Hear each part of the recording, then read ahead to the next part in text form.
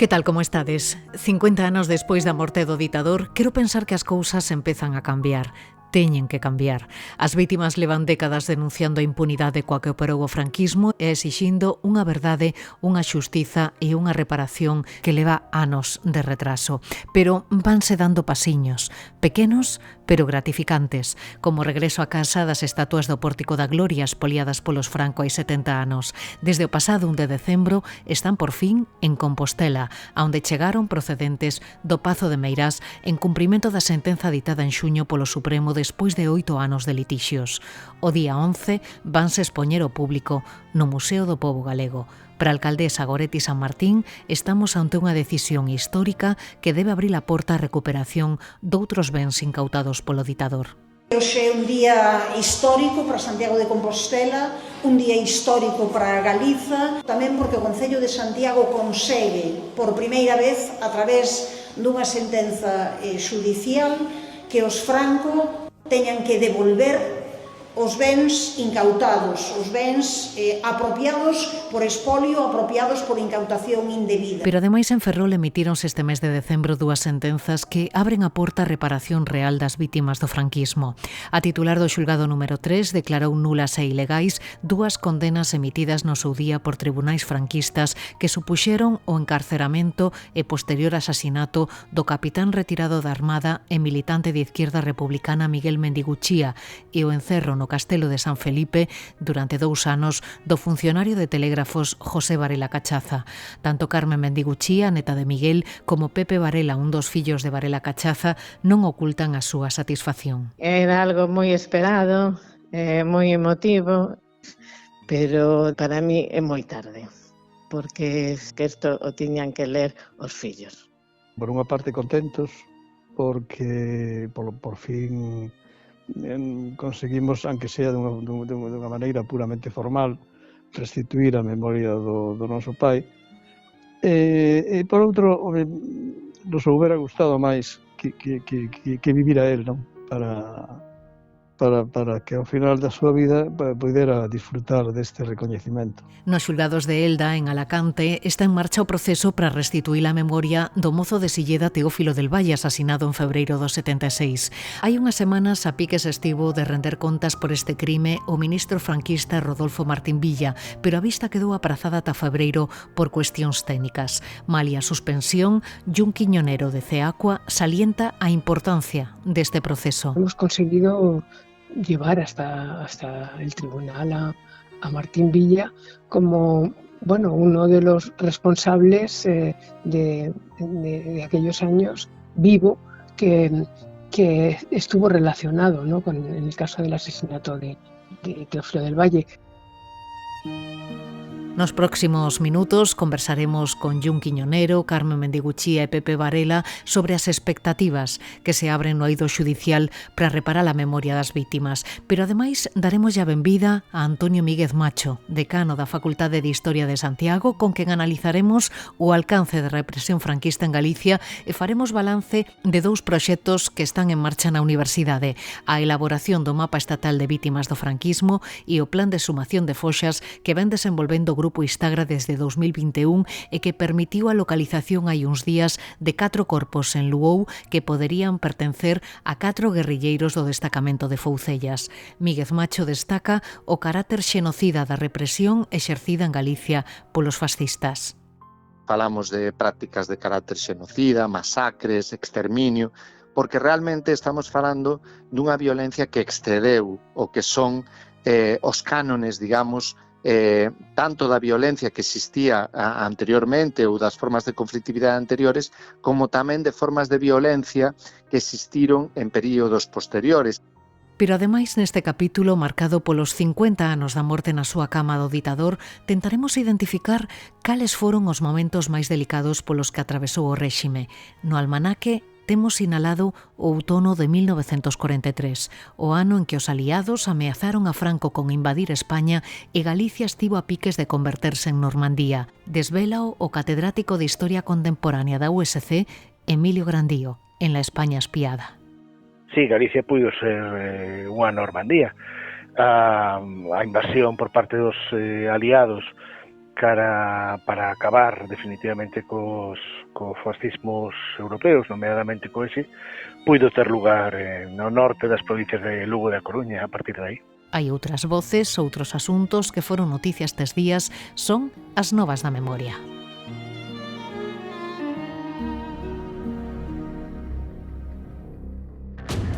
O Goberno activa un plan para tentar desenterrar da xeografía española calquera vestixio do franquismo.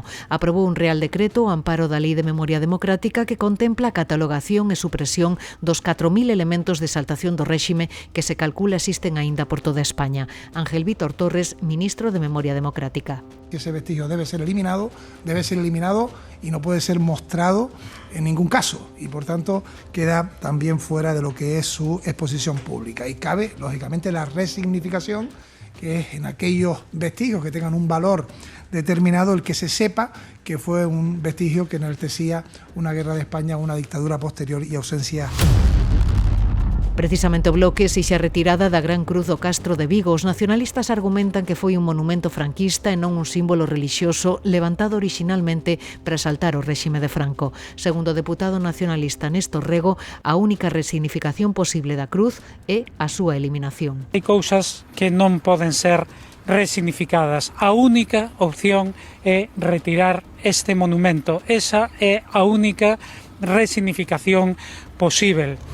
Está en marcha o proceso para ilegalizar a Fundación Francisco Franco. O ministro de Cultura, Ernesto Urtasun, asegura que non é razoable que en pleno 2025 existan fundacións que fagan apoloxía do franquismo e enaltezan o golpe do 36. Urtasun di que existen argumentos sólidos para proceder á súa extinción e avanza que reclamarán por vía judicial os 30.000 documentos que calculan alberga esta fundación. La Ley de Memoria Democrática es muy clara. No pueden existir fundaciones que enaltezcan el golpe y que humillen a las víctimas en nuestro país. Evidentemente la decisión es de un juez, porque así lo establece la Ley de Memoria Democrática, pero creo que el caso es sólido y creo que todo el mundo entiende que en el año 2025 que existan fundaciones en nuestro país que hagan apología del franquismo no es muy razonable.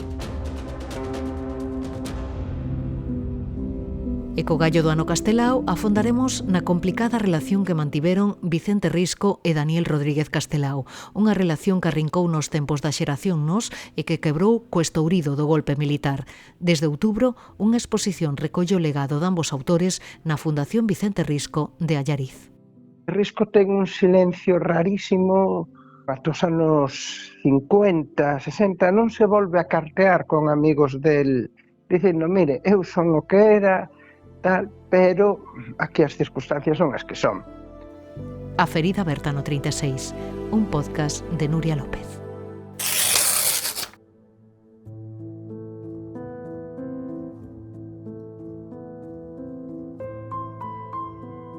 Despois de décadas de silencio, os xulgados de Ferrol emitiron hai uns días dúas resolucións que supoñen un paso de xigante na loita pola reparación das vítimas do franquismo. Falamos da anulación das sentenzas polas que foron condenados Miguel Mendiguchía Real e José Varela Cachaza. Miguel Mendiguchía Real, capitán retirado de Infantería de Marina e militante de Izquierda Republicana, foi detido tralo golpe do 36 e asasinado en agosto no cemiterio de Canido. Falamos xa con Carmen, a neta de Miguel Mendiguchía. Moi boas. Hola, moi boas, Nuria. Moitísimos parabéns. Moitas grazas. Podemos decir por fin. Por fin. Por fin, despois de tantísimos anos. Supoño que sería, Carmen, unha liberación, non? Sí, aliviada, moi aliviada, porque xa era moitas días de presións, de tensións, de nerviosismo. Como lo que te digo, diciendo, por fin, chegou isto moi emotivo, sobre todo estar na sala de vistas, claro, o día do xuicio ante unha xueza, unha fiscal, e que por fin te escoiten. Sí, nese auto a xuiza recoñece, Carmen, que o teu avó Miguel foi asasinado por razóns políticas e ideolóxicas e sometido a un xuizo inxusto e totalmente irregular, algo que levabades anos salientando vos, os familiares, non? Sí, sobre todo por parte da xustiza, ¿no? Sí. Aunque sea un xuicio civil, non pode ser penal por la lei de amnistía, xa o sabemos, sí, pero polo menos que pola xustiza, pois mira, o máis importante para mí, voy a ler textualmente, es que se declare la nulidad de la sentencia dictada el 11 de agosto de 1936 por el Consejo de Guerra. Y lo siguiente, que yo creo que es importante, sobre todo para historiadores en el futuro. Se emita oficio al archivo correspondiente a fin de que se inscriba en el expediente judicial la declaración de nulidad de la condena, en especial en el archivo del Tribunal Militar Territorial IV da Coruña, en el que consta la causa sumarísima. O que significa que o historial del queda totalmente limpo. Exactamente, que aí figure que esa causa é nula. Despois, que se expida testimonio desta resolución a efectos de inscripción de defunción en el registro civil. Es decir, que donde pon pasado fusilado por las armas ou pasado por las armas, pues que figure que foi asesinado. Entendo. Tamén salienta a xuíza algo, Carmen, que tes contado ti aquí, non? As consecuencias que o encarceramento posterior ao asesinato causou non só nel, senón na súa familia, na súa muller, que quedou desamparada con 6 nenos pequenos, non? Sí, eso tamén o pon, porque, bueno, aparte das declaracións que fixen na Fiscalía, pues o testimonio que foi no suizo, ¿no? De miña avoa que queda con 6 fillos, todos son menores de edad nese momento, ela, claro, non ten soldo, non traballa, non ten pensión, aínda encima, hasta o ano 46, ten unha declaración de embargo de benes, ¿no? Entonces, claro, aparte de o terror, as penurias económicas, aínda que daquela onde vivía o meu bisavó, que axudaba no que podía, e o terror que padeceron durante todos esos anos. Ademais deso, a miña avoa, pues, claro, era irmá de José López Bouza, que era daquela presidenta da Diputación da Coruña, pero anteriormente xa tivera cargos, como xa dixemos, pues, gobernador civil en Ourense, en Lugo, unha persona moi comprometida e moi coñecida en Ferrol. E eso que hasta para a xente de dereitas lo tenían casi todo o mundo como unha gran persoa, pero bueno, a esa hora de os golpistas non les importaba para nada. Entón, claro, a miña avoa quedaba moi como de pasar dunha posición que, digamos, económicamente media, ¿no? De a burguesía, de vivienda no centro de Ferrol, unha vida feliz, con seus fillos, con un marido, preocupado dos estudios, lo de sempre, e de repente, dun día para outro, te ves así, que asesinan a teu home, que asesinan a tu único irmá, como que tiñan unha relación, o sea, moi estreita, porque ademais, claro, era o único tío en Ferrol aquí de meu pai e dos irmáns, ¿no? Porque meu avó era cántabro, entonces os demais vivían todos en Santander. Cando leches este auto, Carmen, en quen pensaches? En que pensaches e en quen? Pois, primeiro que pensei o meu pai. Claro. Porque, claro, o meu pai era o que tiña que, todos os fillos, ¿no? Pero, claro, o meu pai, pues, viviu hasta os 91 anos, viviu moitos anos que era a democracia, loitou por ela, cando estaba na dictadura, militou no Partido Comunista, na Comisións Obreiras, loitou por esa democracia, e que el pudiera ler isto como tamén o recoñecemento, ¿no? Que xa tive do Ministerio da Memoria Democrática. Primeiro que pensei no meu pai e, por suposto, no meu avó. Claro. Non só no meu avó, sino de todos que, como el, loitaron por la República. A anulación desta sentenza, como acabas de dicir, prodúcese apenas uns meses despois de que o goberno recoñecera como vítima do franquismo a Miguel Mendiguchía. En que medida é importante este recoñecemento, Carmen? A verdade é que o recoñecemento do Ministerio o fixe así de forma un pouco, bueno, como es cómodo online, eu vou facendo un pouquiño, mañana outro pouquiño, pero tampouco sin darle a verdade moita importancia. En cambio, cando vi por primeira vez que alguén firmado me ponía que a condena de meu avó, que había sido anulada porque o tribunal era ilexítimo. Claro, ver esas palabras y un tribunal que era ilegal y que te pongan que él fue asesinado y eso pues me alegró más de lo que pensaba, emocionoume. o xuicio aún máis. Tamén pon eso, que se remita testimonio del auto a la Secretaría de Estado de Memoria Democrática a los efectos previstos, inclusión en el registro y censo estatal de víctimas. Esto preguntoume a fiscala se no xuizo se estaba de acordo con eso, lle di un consentimiento, dice que desde logo que sí. En caso tamén pon, pero en seu caso isto xa non se pode facer nada, que se declara el derecho a la digna sepultura y se remita testimonio del auto a la Secretaría del Estado de la Memoria Democrática o al organismo autonómico competente para los efectos previstos en artículos de la Lei de Memoria Democrática.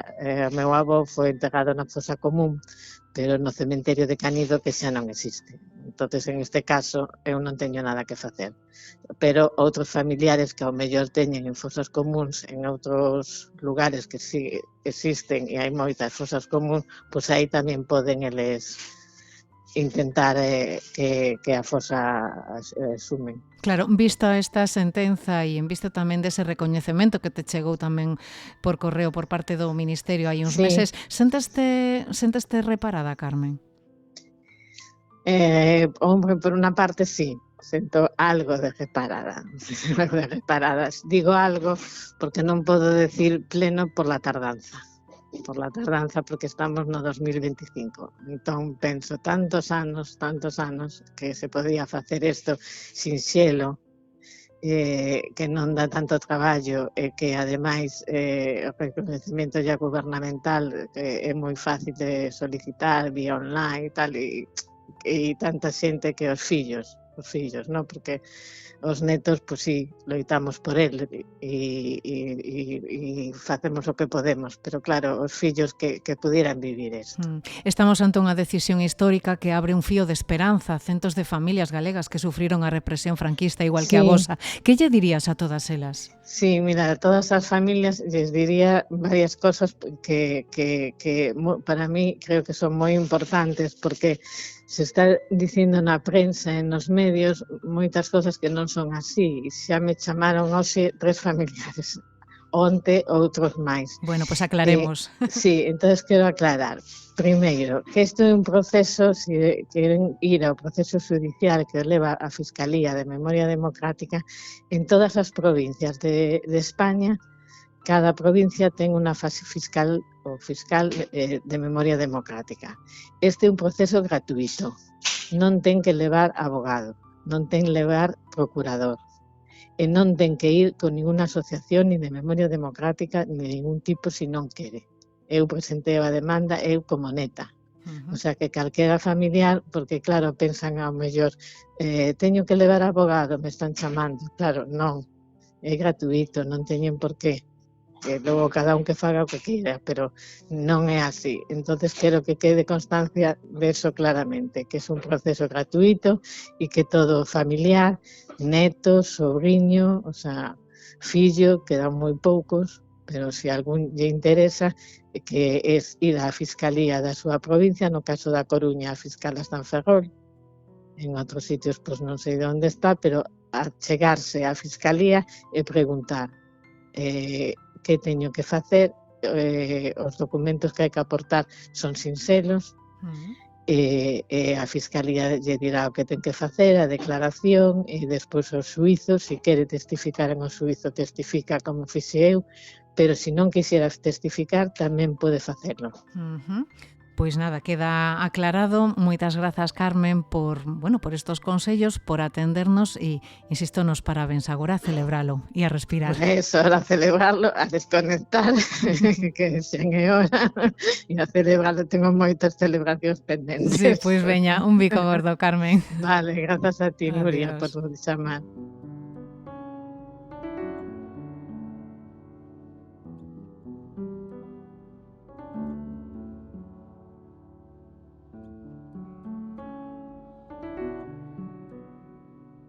Ese mesmo día, a titular do xulgado de instrucción número 3 de Ferrol anulaba condena a 6 anos de cárcere editada no 42 contra o oficial de telégrafos José Varela Cachaza tras interceptarlle un discurso escrito polo líder socialista Indalecio Prieto. José, que tiña 3 fillos pequenos, perdeu a liberdade, o traballo e pasaría 2 anos encerrado no castelo de San Felipe. Falamos xa cun dos seus fillos, con Pepe Varela. Moi boas. Hola, boas. Unha sentenza histórica moi agardada, supoño que satisfeitos, non? Sí, estamos satisfeitos. Solo nos queda unha pequena mágoa que meu pai non poida disfrutala, non? Si, é que iache preguntar en que ou en quen pensaches cando recibiches o auto, nel, non? Nos meus pais, claro, sí. Tanto no meu pai como na miña nai, que foron realmente os que sufrímolo todos, pero, bueno, eles en primeirísimo lugar, non? Realmente o caso concreto do noso pai, da nosa familia, non é máis que unha gota de auga en todo o tsunami da represión que seguiu o golpe militar. O que tamén pretendemos é que sirva un pouco de estímulo e de ánimo a tantas e tantas familias que sufriron a represión, e que poidan, cando menos moralmente, rehabilitar a memoria que algúns, a maioría, xa non están con nós, claro. Porque é a primeira vez, non, que os tribunais declaran que aquel proceso xudicial tan doloroso non foi xusto, que por tanto non había motivos para aquela condena que partiu a vosa vida e a vida do voso pai en dous, non? Un asunto no que pon o foco a xuíza, que lembra que quedastes desmarcados como rochos e que sufrichedes unha perda tanto da vosa calidade de vida social e persoal como emocional, non? Claro, naturalmente, hai que decir, a vida que tuvo desde que saiu do castelo de San Felipe, que é onde cumpliu a condena, claro, variou moitísimo, porque ele era un funcionario dunha empresa pública do Estado, e pasou a quedar sin emprego, non só a quedar sin emprego, sino a estar nunha situación na que en moitos ámbitos que poderían ser axeitados a súa formación, non podía buscar emprego. Entonces el tuvo que procurar un traballo donde puido, donde o atopou. E non atopou outro máis que de peón nunha empresa portuaria de Ferrol, que era de Pisbe, que era un secadero de bacalao. Porque ese estigma perseguiuno toda a súa vida a hora de buscar un emprego, Pepe? Sí, en toda a vida. Por exemplo, incluso se estendeu, era moi aficionado á caza, pois non puido ter unha escopeta, claro, tiña yo, non podía ter armas, é dicir, non era só cando viña Franco a Ferrol, por exemplo, pois ordenabanlle que se quedase na casa, que non saíse durante ese día que pasaba aquí Franco, non? Ou, en fin, unha serie de medidas que lle impedían buscar un traballo axeitado, non? Claro, e algo que vos acabou afectando tamén a toda a familia, non? Ti tes contado en algunha ocasión pois as necesidades que tiñades, pois cando un neno se poña enfermo ou cando pasaba algo, sempre había que rascar moito no peto, non? Para poder sair adiante, non? Claro, moitísimo, porque eu poño un exemplo, que eu son o maior de tres irmáns. Xa quedamos dous, o pequeno, o máis novo, Antón, morreu. Hai un parque público que leva o seu nome aquí, que foi un músico importante. Eu poño un exemplo das penurias que pasamos a familia, que é o seguinte: eu de bebé, de neno moi pequeno, de meses,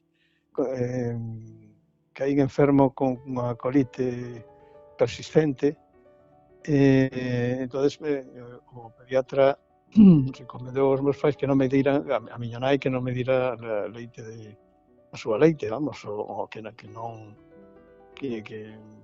eu era lactante, pero claro, non podía tomar Leite materno. do peito da miña nai. E entonces tiña que comprar unha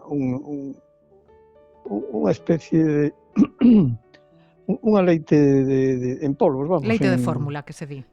Leite de fórmula, claro, maternizada, que chegaba naqueles, entre eu nací no 49, e foi nese ano cando ocorriu este feito. Bueno, pois esa leite, costaba exactamente o que gañaba meu pai en todo o mes. Entonces, claro, miña nai traballaba de noite, que tiña unha máquina de coser, cosía toda a noite. Tiña meus pais, vamos, eu era moi, xa digo, un bebé, unha hortiña detrás da casa, onde había pois unhas galiñas, e foi do que foron tirando da axuda das veciñas. Claro, porque hai persoas que pensan que pasou demasiado tempo, non? Pero é importante, non? Aínda que pasaron tantos anos, que se quede limpo o nome do voso pai neses documentos, non? Así é dicir, que sobre todo é importante que se construya unha memoria, primeiro, unha memoria compartida, senón non acabamos nunca. Que haxa unha memoria compartida, que haxa un acordo, un consenso sobre uns feitos que son desgraciadamente dramáticos, e que se asuma ese pasado como maneira de poder superalo. Non é certo eso de que si se revisa o pasado se abren feridas. E que son feridas que nunca pecharon. O franquismo non deixou que se pecharan feridas. De feito, ainda quedan milleiros de persoas nas cunetas, nas fosas comuns. Como se pode falar de reabrir feridas? Se non están pechadas, precisamente do que se trata é de pechalas. E se pechan con memoria, coa reparación, siquiera sea moral, como é este caso, non? Vos sentidesvos, despois de escoitar os argumentos da xuíza, sentidesvos reparados, por fin? Sí. O mal está feito, eso desgraciadamente non se pode remediar, porque é toda unha vida, pero nos sentimos reconfortados pola actitude. Tanto teño que decir, desde o noso abogado de Suso Porta hasta a fiscala Concepción Mallán, que foi extraordinaria a actitude que mostrou desde o primeirísimo momento, e da propia xuíza coa rapidez coa que editou o auto. É dicir, estamos moi satisfeitos co comportamento da xuíza. E eu animaría, se me permite, a todas aquelas familias que estén nunha situación semellante ou peor que a nosa, porque non teño ningunha dúbida de que se nas próximas eleccións ganan as dereitas, esta lei, así como todas as que teñen que ver coa defensa da muller, son as primeiras que serán derogadas. Entonces, que presenten, que inicien os trámites para a rehabilitación da memoria dos seus pais. Pois con esa mensaxe quedamos. Pepe Varela, moitas grazas e parabéns para ti e para a túa familia polo conseguido. Unha aperta. Moitas gracias.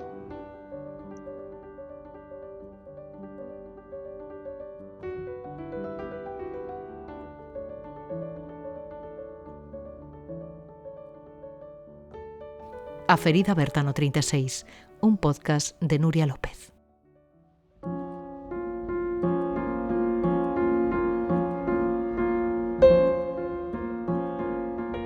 Nos xulgados de Elda, en Alacante, a familia do mozo de Silleda Teófilo del Valle a piques estivo de ver cumprido o seu soño, ver sentado ante un tribunal o exministro franquista Rodolfo Martín Villa e o policía que disparou contra este mozo de 20 anos en febreiro do 76 durante unha folga que paralizou o sector do calzado. A vista quedou aprazada ata febreiro do ano que ven por problemas de loxística. Jun Quiñonero pertence a CEACUA, a Coordinadora Estatal de Apoio a Querela Argentina. Que tal, Jun? Moi buenas, bienvenida. Hola, buenas tardes. Un aplazamiento por cuestiones técnicas, podríamos decir, ¿no? Bueno, sí, yo creo que buscando pensábamos que iba a hacerse posible, pero han encontrado como esta excusa de logística y bueno, es una manera también para ellos de ganar tiempo. Pero lo importante, Jun, es que el proceso sigue adelante, ¿no? Y eso ya es mucho. Sí, tenemos la suerte desde el movimiento memorialista y desde CEACUA que llevamos pues ya 15 años haciendo hincapié en el aspecto de la justicia, no solamente de la memoria de las víctimas, sino también de señalar a los victimarios. No hay víctimas si no hay responsables, ¿no? Y nuestras leyes de memoria pues se habían olvidado un poco de este aspecto, y entonces haciendo hincapié también en este aspecto de la justicia, pues hemos conseguido llevar hasta el tribunal a Martín Villa como uno de los responsables de aquellos años vivo que estuvo relacionado, ¿no? en el caso del asesinato de Teófilo del Valle. Teófilo del Valle, además, en realidad sí que fue, su caso sí fue juzgado, pero fue juzgado por un tribunal militar en el que la familia no pudo ni intervenir, ni fue informada, ni tuvo derecho a ningún derecho, ni siquiera a ser reconocida como parte, ¿no? Después de tantos años de silencio y de impunidad, como tú dices, ¿cuáles son las expectativas que tenéis tanto vosotros como su familia? Pues imagínate, las expectativas por el momento hemos conseguido que tanto la Fiscalía como un tribunal, un juzgado local, ¿no? Se atrevan a avanzar, a investigar, por lo pronto investigar, porque no hay ninguna ley ni constitucional ni preconstitucional que imposibilite, que prohíba investigar un crimen. ¿Y por qué esa resistencia, Jun, aún de los tribunales de justicia, después de tantísimo tiempo?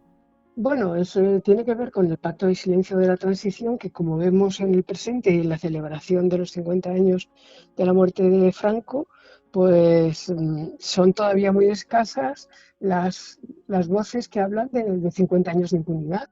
Claro, es que hablamos de 50 años, no son solo 50 años, son ya 50 años, ¿no? Que es mucho tiempo, son 50 años de la muerte de Franco, pero la represión fue y más en el caso de Galicia más, porque en Alicante fue la última ciudad en caer. Tuvimos 3 años más de república, ¿no? Pero hay lugares en el Estado español que cayeron en manos del nacionalcatolicismo nada más dado el golpe militar, que me gusta señalarlo porque la Iglesia fue fundamental, y yo creo que es muy importante que se nombre, que se sepa, ¿no? que apuntaló la dictadura y que sigue sacando réditos de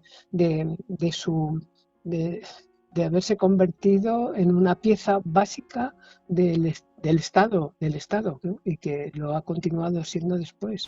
Hablabas de la resistencia, ¿no?, de los tribunales de justicia a dar un paso adelante, y es que los antecedentes no son buenos, ¿no? Se han interpuesto 115 querellas por crímenes contra la humanidad cometidos durante el franquismo y la transición, pero casi todas han sido desestimadas o archivadas, ¿no? Sí, efectivamente. Nuestras demandas ante los tribunales, las querellas, la contestación es que o ha prescrito o se amparan en la ley de amnistía. Y nosotros decimos, la ley de amnistía, por una parte, es una ley anterior a la Constitución. A estas alturas podría ser revisada y cuestionada, podría ser derogada, y en cualquier caso podría ser hasta modificada. Y en cualquier caso la ley de amnistía no dice nada respecto a impedir la investigación de los hechos, ¿no? Cuando se presenta una demanda por un delito de lesa humanidad o un crimen de genocidio, ¿no? Y este es el caso, y es también el hecho de que la última ley de memoria democrática sí que posibilita, sí que crea, aunque hace poca mención en realidad a la justicia, pero sí habla de una justicia, de una fiscalía para una justicia voluntaria, y esa fiscalía que se ha creado y que hay un fiscal en cada provincia de memoria democrática, bueno, sí que posibilita la investigación, sí que ampara la investigación. Y ahí estamos, ¿no? Yo creo que tratando con los pocos recursos que el Estado ha dado a las víctimas del franquismo, pues estamos tratando de entrar por esa grieta para hacerla más grande, ¿no? Pero ¿a qué tienen miedo, Jun?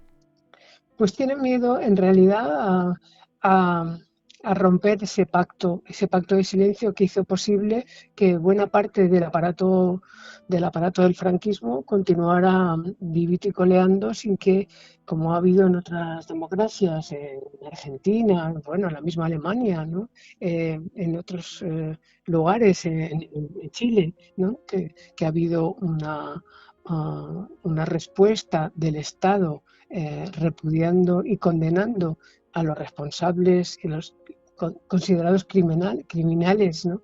de los golpes militares, pues claro, todo el aparato franquista quedó intacto, el militar, el judicial, el policial, casi el académico, ¿no? Y no ha habido ningún... Los propios franquistas consiguieron, mientras estábamos en la calle luchando por el derecho, por la amnistía, ¿no?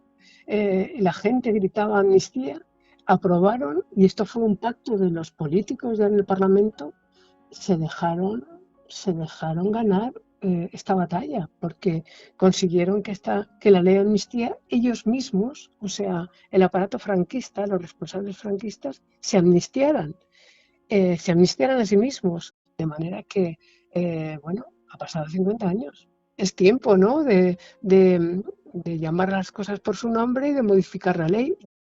De momento, Martín Villa pues se ha librado, ¿no?, de dar la cara por el crimen de Teófilo del Valle. Si te parece, ¿podemos recordar un poco en qué circunstancias se produjo la muerte de este chico de 20 años, sí, ¿no?, en el año 76? Teófilo del Valle era un joven trabajador, tenía 20 años, era de Silleda, por cierto, de una familia gallega que había emigrado a Alicante, y él era un trabajador en una empresa que estaba fabricando bolsos. El día anterior de la muerte de Teófilo hubiera una convocatoria muy grande al salir de las fábricas, a la hora del cierre de las fábricas, todos se dirigieran a la asamblea, varios miles de trabajadores, y la policía llegaron como refuerzos de policías desde Alicante y desde otros puntos, como para disuadir de que se concentraran. La gente se concentró, eso fue el día antes, fueron desde la manifestación hacia Petrel, y allí en Petrel les estaban esperando. Hubo una represión muy, muy grande, quedó mucha gente herida. Fue una manera también de amedrentar a la gente, no solamente a los que estaban movilizados, que para ser en aquellas fechas era una movilización muy, muy llamativa, ¿no?, muy importante. Claro. Y al día siguiente, una vez que despejaron y que esa primera manifestación, al día siguiente volvió a haber una concentración, volvió a haber una persecución de la gente, y cuando ya la policía se iba, Teófilo del Valle, con otros colegas, amigos que ya iban como de vuelta a casa, de retirada, se encontraron con el autobús de los grises, que ya iba de vuelta, y habían disuelto las asambleas, ¿no? Entonces se encontraron con estos jóvenes que ellos mismos dijeron que les habían lanzado piedras al autobús. No sabemos si fueron piedras o no, esto no está comprobado porque estaban en la calle, no sabemos si había piedras en la calle, ¿no?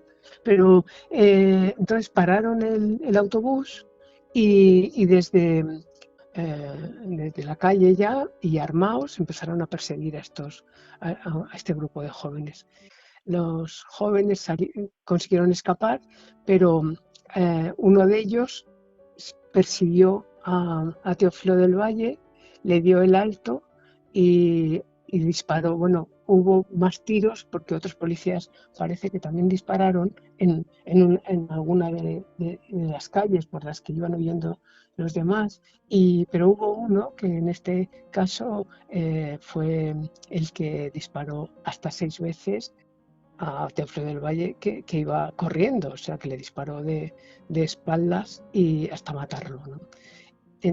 Teófilo quedó tendido en la calle. Y tenemos toda la información de lo que ocurrió porque en aquel momento un juez de instrucción de Elda intervino y recogió toda la investigación, todas las pruebas, dónde estaban las balas, cuál era la situación de Teófilo del Valle, porque en realidad en aquel momento lo que ocurrió es que todas las pruebas desaparecieron para la gente, pues no había medios libres, no había, eran versiones, se empezó a decir que había sido, en realidad Teófilo del Valle era un joven con problemas, trataron también de decir de él de desprestigiarlo, que era un joven y estaba metido en asunto de drogas, bueno, toda una nube de mentiras, ¿no? Y sin posibilidad de confirmar la información, salvo lo que hizo el juez de instructor, que después de la investigación, porque en este último año, el año anterior, hubo mi compañero Manuel de Juan,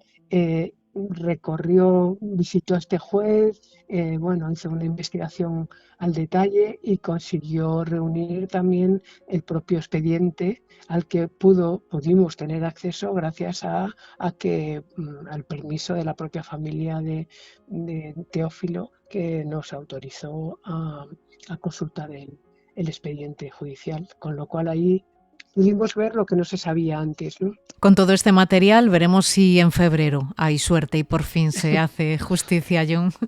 Sí, yo creo que sí. Yo creo que, vamos a ver, que sabemos que somos un pequeño David, ¿no? Sí. Pero bueno, ahí gracias a los pequeños Davides hay grandes cambios en el mundo, ¿no? Y la lucha por la justicia merece la pena restituir la dignidad y la memoria y la justicia a la familia de Teófilo y a todos los luchadores y las luchadoras antifranquistas. Claro que sí, Jon. Pues muchísimas gracias y mucha suerte. Un abrazo. Bueno, muchas gracias a ti.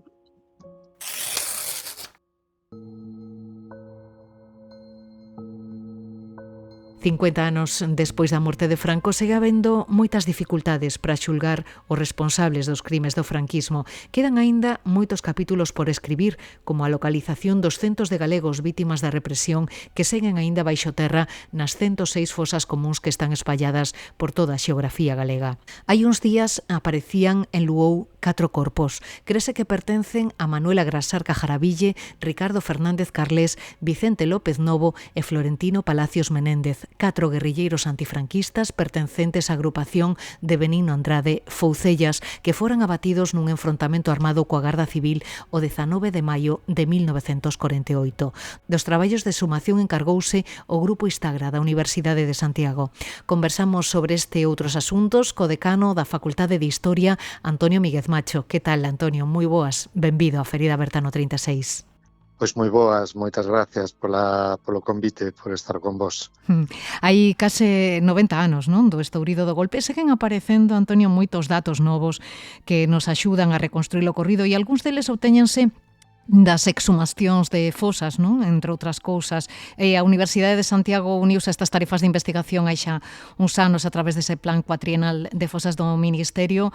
A primeira fase concluíu hai algo máis dun mes. Que balance podemos facer desta primeira fase?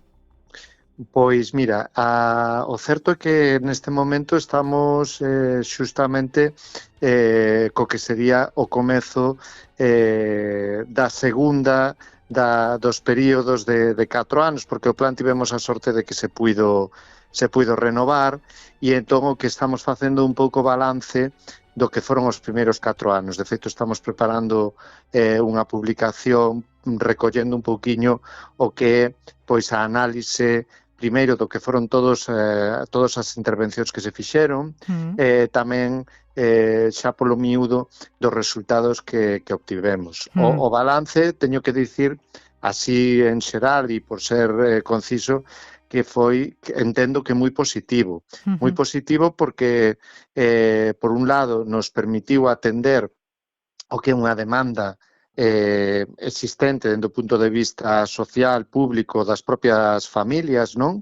Que ao final este proxecto ten que ver con iso, pero tamén moi positivo porque nos permitiu avanzar, como dicías ti, no coñecemento, no mellor coñecemento de todo o que xirou arredor da violencia e das formas que adoptou tras o golpe de 1936. Non sei se temos unha cifra de cantos restos se conseguiron exhumar e identificar ou é algo pronto mellor para dar eses datos. A ver, é un pouco pronto, e non é porque eu queira escapar da cuestión, senón porque pode ser un tema bastante enganoso. De feito, houve agora, e estivo, digamos, en medios e tal, unha certa polémica arredor disto, non? A nivel de todo o Estado, a nivel español, porque, bueno, saíron os datos do balance de actuacións dos primeiros 4 anos e entre o que é o volume de intervencións, o volume de restos que son recuperados ou polo menos localizados e o número de identificacións positivas que se realizan, pois hai un gran desnivel. É dicir, as identificacións son porcentualmente poucas. Moi pequenas, pero, sí. Claro, son moi pequenas, claro, pero é que temos que entender que esta cuestión ten unhas motivacións, en primeiro lugar, de tipo técnico, é dicir, realizar unha identificación sobre uns restos humanos que estiveron expostos durante, pois estamos falando, o mellor 9 décadas, non, a unhas condicións ás veces moi difíciles, non, incluso no caso galego, polas propias características do noso solo,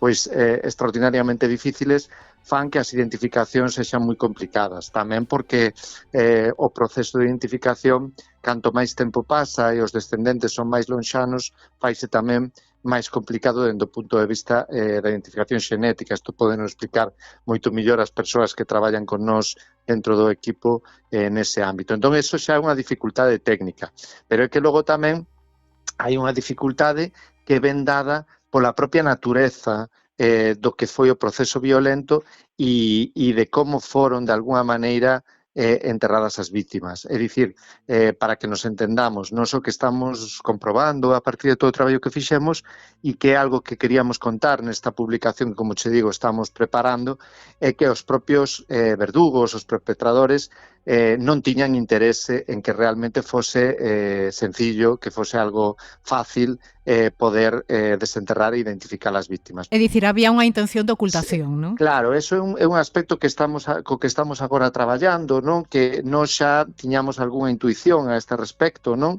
E que nos fai recordar que estamos falando duns feitos de natureza criminal, de natureza violenta. É dicir, ademais de todas as cuestións político-históricas, ao final do que estamos falando é da historia dun crime, non? Estamos falando de asesinatos.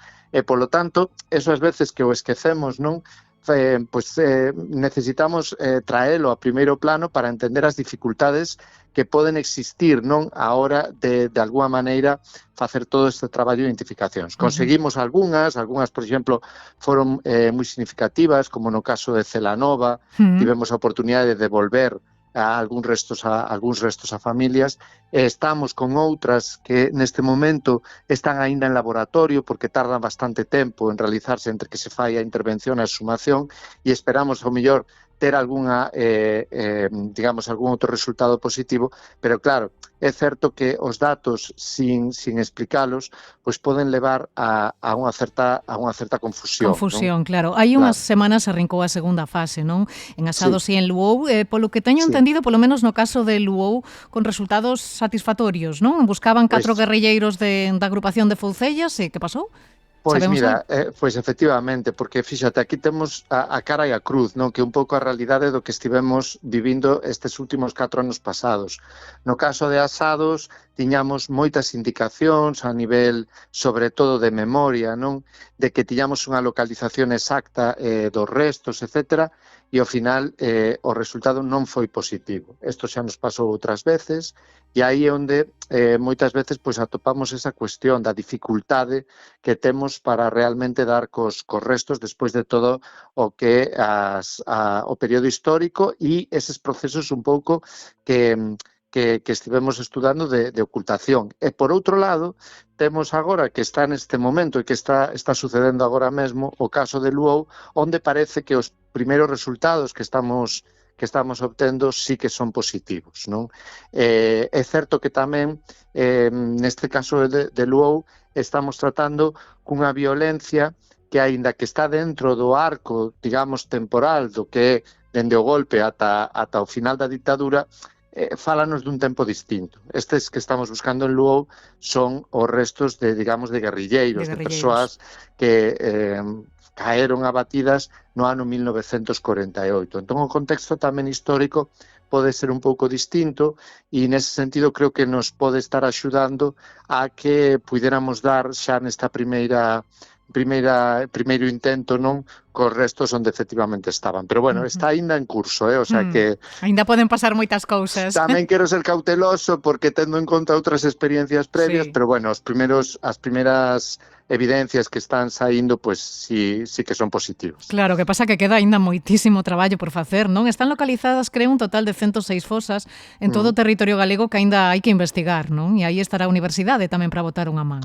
Vamos a ver, precisamente nos pediron hai pouco que lles fixéramos unha actualización do que sería este mapa de fosas, non? Entre outras razóns porque é necesario non ter, digamos, ese tipo de información tamén para que a hora de que se xestionen un pouco o que os programas de exhumacións a nivel do que é todo o conxunto do Estado, pois se fagan, digamos, os repartos e todo iso, non? Entón, claro, nesa actualización pois fomos incorporando algúns datos que tiñamos e precisándoos un pouco máis, efectivamente nos deu unha cifra algo por riba das 100 fosas. Claro, hai casos moi distintos, temos casos de fosas que xa nos mesmos vemos que vai ser moi difícil poder intervilas polas circunstancias nas que se atopan. Outras poden ser fosas que teñan unhas dimensións moito maiores, porque son fosas, por exemplo, que están asociadas aos cementerios das principais cidades, que, de alguma maneira, ese sí que sería un tipo de espazo onde nos gustaría intervir, porque creemos que pode ter tamén un impacto pois moi relevante, non?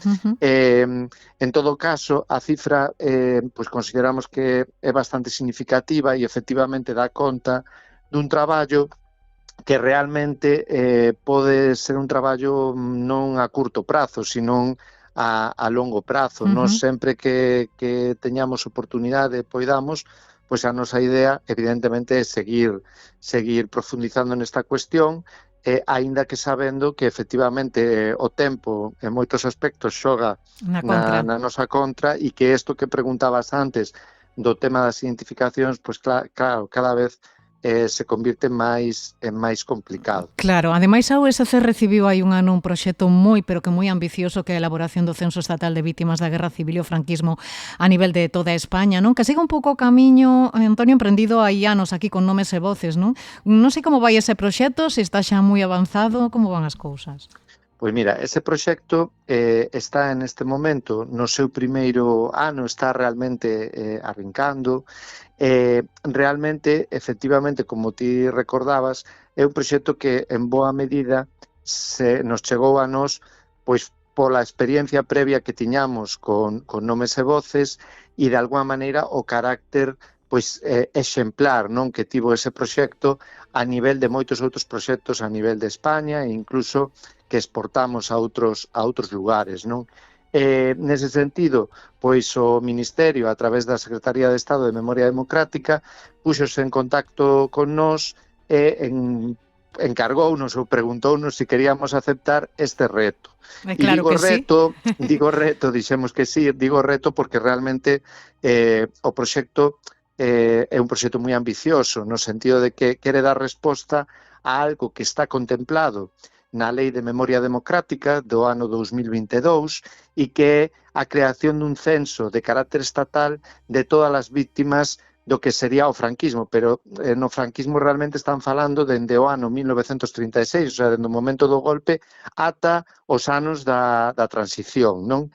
Entón, realmente, é un arco cronolóxico moi amplo, estamos falando dun espazo territorial que, digamos, sería o de todo o conxunto do territorio español e, polo tanto, é un proxecto realmente, como digo, moi ambicioso. Nos dixemos que sí, o que pasa é que planteamos que se tería que ser un proxecto que se fixera seguindo unhas lóxicas, unha pauta e unhas temporalidades. E o que propuxemos foi empezar nesta primeira fase, que é a que estamos agora desenvolvendo nun marco temporal de 2 anos, no que serían o período 1936-1939. E, a continuación, si isto vai ben, pois renovaríamos, digamos, outros 2 anos máis para continuar xa nos anos da posguerra. E iríamos así pois avanzando, porque creemos que a maneira, digamos, tamén metodolóxicamente de facer isto efectivo, non? Claro, supoño que sempre é difícil dar unha cifra, non? O que nos gusta tanto os xornalistas, porque hai aínda moitos corpos soterrados baixo terra, non? Pero en que horquilla nos movemos cando falamos de vítimas mortais encarcerados exiliados? Había unha cifra aí feita pública en Nomes e Voces, non sei se actualizou ou aínda é válida esa cifra. Bueno, a cifra que temos nos en Nomes e Voces é unha cifra moi fiable, porque efectivamente nos fixemos un traballo de investigación que creo que metodolóxicamente foi moi riguroso e utilizamos realmente pois todo tipo de fontes e recursos para poder completala. Eso non quere dicir que o proxecto que ten xa pois bastantes anos, porque se iniciou no ano 2006 e digamos que a día de hoxe aínda esa base pois se vai actualizando cando nos chega pois algunha información, etc. Pero a cifra no caso galego, que está alrededor das 4.700 vítimas mortais entre os anos 36 e 39, está bastante contrastada. O certo é que despois habería que incorporar, neste caso galego, non, as vítimas, como dicíamos antes co caso da intervención en Luou que estamos facendo, as vítimas dos anos 40 e incluso xa as vítimas do conxunto da ditadura franquista. Posiblemente, en termos numéricos, non estemos falando dun volume tan elevado, posiblemente non, seguro, tan elevado como o ano 36-39, pero a cifra total podería incrementarse. No caso do conxunto do territorio español, hai moitas estimacións feitas nos últimos anos que fan basicamente unha agregación do que son estudos de carácter pois máis territorial, máis local, e fálanos dunha cifra que xira alrededor das 150.000 vítimas mortais entre os anos 1936 e 1945. Sobre todo, a inmensa maioría serían entre o ano 36 e o ano 42. Eso sería, digamos, o volume numérico desas 150.000 vítimas. A eso habería que sumar tamén, no caso español, pois o que serían as vítimas todas estas do período, digamos, da guerrilla, da resistencia armada, sobre todo os anos 40, primeiros 50, e logo xa as vítimas da conflictividade, digamos, de carácter social, político, pois nos anos 60 e 70, non? Entón, bueno, quero dicir, faltanos de alguma maneira ter un debuxo global e, sobre todo, a maiores do que a propia cifra, o que nos faltaría sería que, como aquí no caso galego, na base de Nomes e Voces, temos tamén unha breve ficha identificativa de quen eran estas persoas, non? Uns datos mínimos, non? Sobre a súa orixe, sobre a súa profesión, idade, pois ás veces tamén se tiñan a súa militancia política ou os cargos que exercían, algún tipo de dato identificativo e tamén do proceso violento. Isto co proxecto do censo estatal, que lle chamamos o proxecto CENOMI, o Censo Estatal de Vítimas do Franquismo, pois queríamos facelo tamén, construir, digamos, detrás de cada número, digamos, unha identidade, non? E tamén nos axudaría a coñecer un pouco como foi a represión, sobre todo neses primeiros anos, non? Os investigadores nos seus estudos falan dunha violencia extrema, sobre todo aquí en Galicia, que non houbo fronte de guerra, non? Unha violencia moi planificada, moi institucionalizada. Algúns falan abertamente de xenocidio. Bueno, vamos a ver, efectivamente, si nos de feito xa hai moitos anos que deixamos de utilizar, sobre todo para o período 1936, primeiros anos 40, a propia palabra, o propio término de represión, porque é un termo que realmente non dá conta do carácter masivo e sistemático da violencia, non?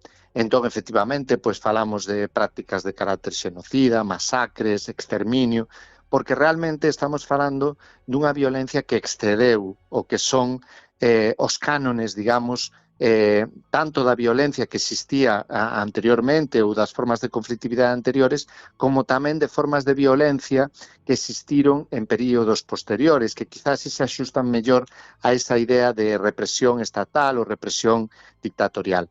O que sucedeu entre os anos 36 e 42, o que tivo de particular é que foi unha violencia da que estamos falando nós, que sucedeu lonxe do que a fronte de guerra, é dicir, non foi unha violencia como ás veces se dido, dunha maneira excesivamente lixeira, a violencia da guerra, non? A violencia da guerra foi a violencia dos combates, foi a violencia dos bombardeos, foi outra. Aquí estamos falando dunha violencia que se dirixiu esencialmente contra persoas non combatentes, non?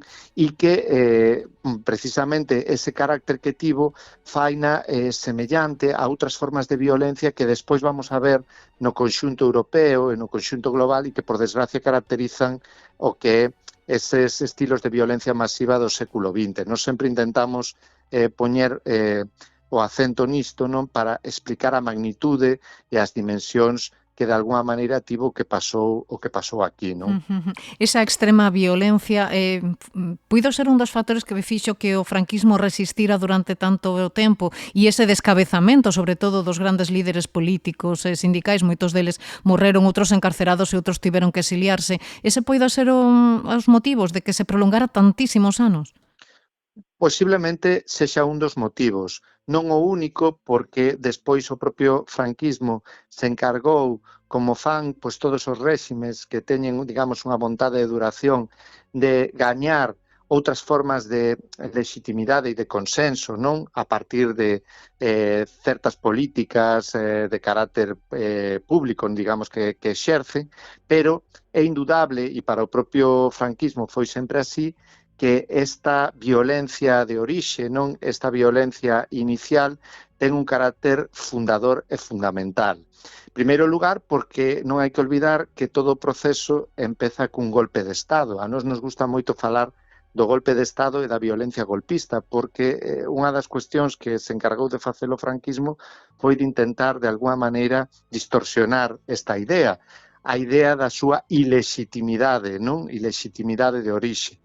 E iso está precisamente amparado nese golpe de Estado, un golpe de Estado contra a legalidade e o orde constituído, e é o que explica a necesidade desa enorme violencia. O franquismo vai xurdir dun golpe de Estado que para facerse, digamos, co poder, vai ter que matar precisamente a quen estaba exercendo ese poder, non? Entón, iso é o que convirte a toda esa violencia que vai ter un carácter capilar, non? Porque a sectores moi amplos da sociedade, non? Dende, efectivamente, como dicías, digamos, os grupos dirixentes a nivel político, a nivel intelectual, ata tamén chegar, en moitos casos, a persoas da base que tiñan, de alguna maneira, influencia ou tiñan algún tipo de poder, non ao mellor a nivel político, pero si tiñan poder nas súas parroquias, nos seus lugares inmediatos, pois porque eran persoas recoñecidas, non? Entón, nese sentido, a violencia, claro, tivo un carácter fundacional que permitiu, de alguna maneira, construir sobre ese cimento o que foi despois toda a estrutura de poder do franquismo. Non? Unha violencia que se prolongou ata o final. O ditador optou por morrer matando. Estamos estes días conmemorando os 50 anos da morte de Franco e as vítimas levan anos pedindo verdade, xustiza e reparación, pero deixou a transición débedas pendentes con elas? Bueno, eu creo que sí. Eu penso que sí e, ademais, o motivo fundamental está en que os principais protagonistas da violencia realmente non son as vítimas, son os que exercen o papel de perpetradores, de verdugos.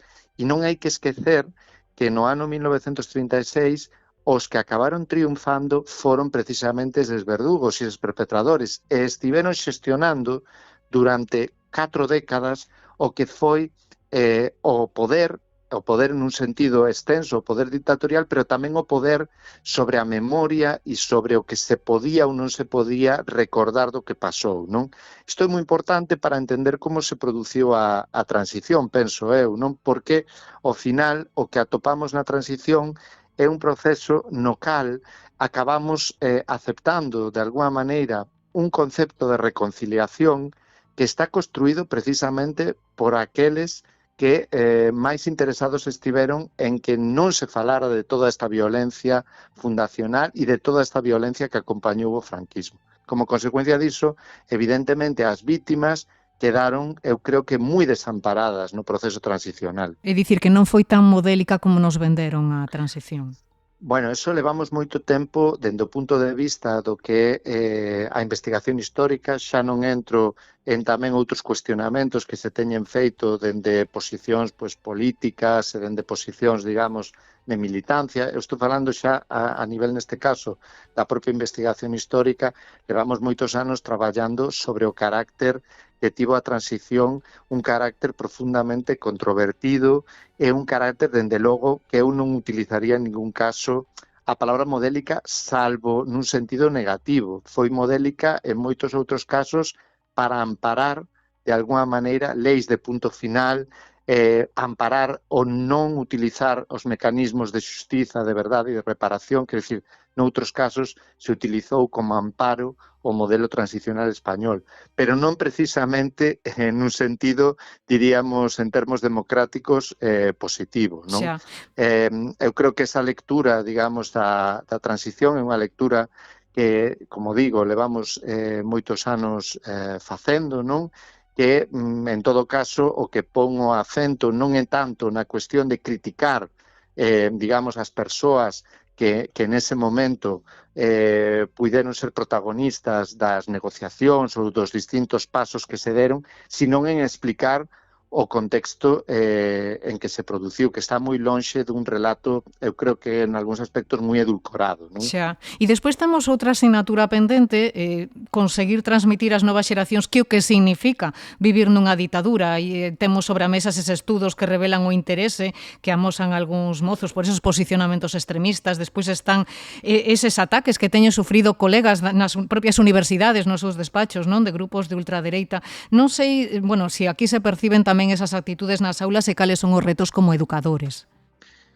Bueno, eu penso que, sobre todo polo que a nos están transmitindo distintos colegas a nivel do que o ensino secundario, fundamentalmente, xente que pasou polas nosas aulas e que ás veces nos ten chamado para que nos vayamos tamén facer algunha actividade nos institutos, dar algunha charla, levar algunha exposición. O que nos teñen transmitido é que efectivamente isto está sucedendo, que están atopando, cando menos eu diría, a palabra sería unha banalización, non? Sí. Do que é todo o que se asocia, digamos, a simboloxía e as propias lóxicas do que é a ditadura franquista.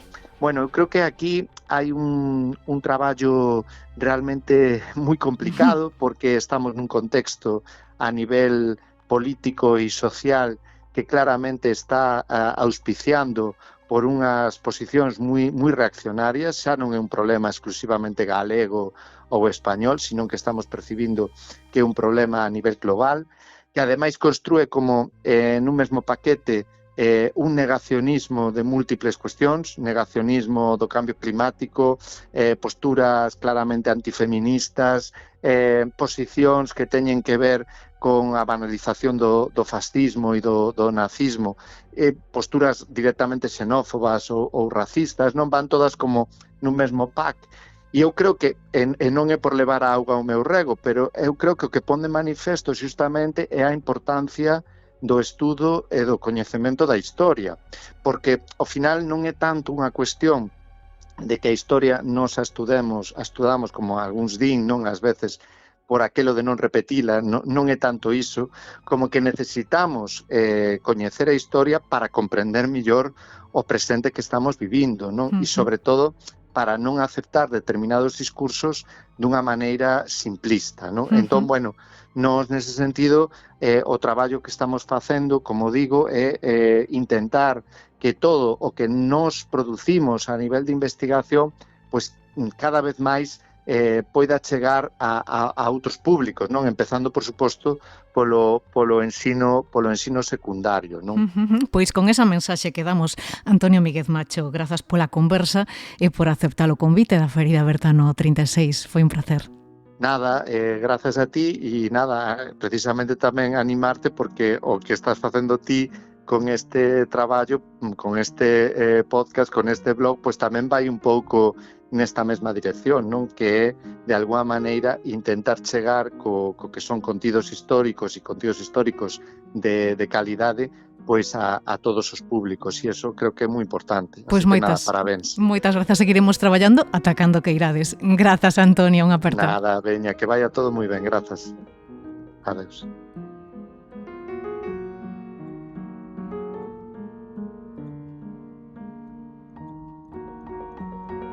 Nesta etapa interminable que foron eses 39 anos de guerra e ditadura franquista, houbo tamén momentos delicados, como un intento de invasión por parte dos aliados a través de Galicia que a piques estivo de ter cambiado o ritmo da historia aquel outono de 1943. Investigou no fondo o catedrático de Historia Contemporánea da USC, Emilio Grandío, e desvelouno no seu último traballo colectivo La España espiada. Emilio Grandío, que tal? Moi boas. Benvido de novo a Ferida Aberta no 36. Hola, boas. No libro emprega un símil que é moi gráfico, non? Para facermos unha idea do alcance desta operación que se estaba deseñando. Di que Galicia puido ser Normandía. Sí, Galicia, bueno, o traballo é un traballo conxunto de varios autores, profesores de todas as universidades españolas, non só de Carlos Píriz e máis meu, non? Eu, a parte da coordinación e isto, bueno, traballo basicamente enfoco o traballo basicamente sobre a Galicia, non? Galicia é unha gran descoñecida no ámbito da Segunda Guerra Mundial, entre outras cousas porque non está no foco, non?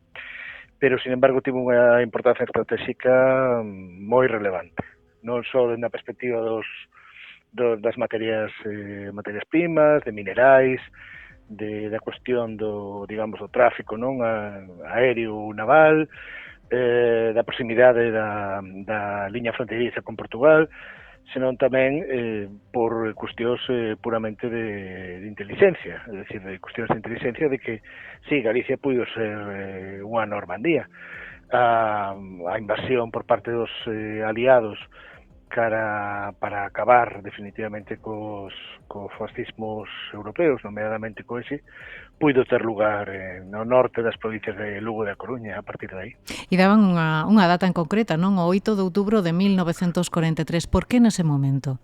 Bueno, é un momento ese outubro non tanto porque sexa outubro, senón porque en agosto teñen lugar, digamos, o culmen de todo un proceso de presión cara a Franco, non? En agosto de 1943. Presión política por parte dos propios procuradores pedindo que se vaya do poder, incluso o propio Duque de Alba, non?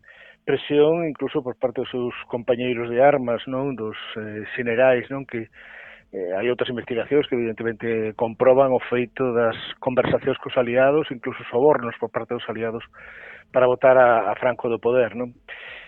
Presión incluso militar,